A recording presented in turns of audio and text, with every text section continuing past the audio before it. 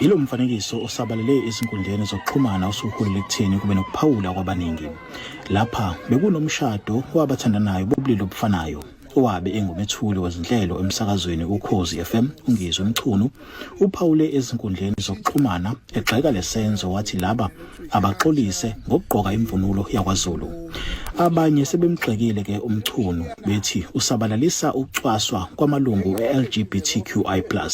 Lento eyenziwe laba abantu abaganene ngobodwa irong kakhulu kangangoba bekufanele bona bexolise noma abahambisana nabo bexolise bese kuyaphela hayi bebangumsindo.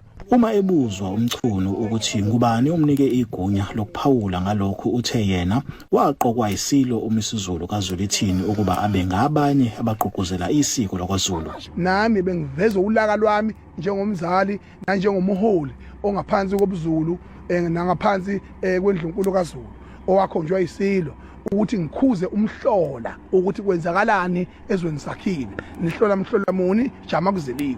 Inhlangano iHuman Rights Commission ithi isiyalele uMchunu ukuba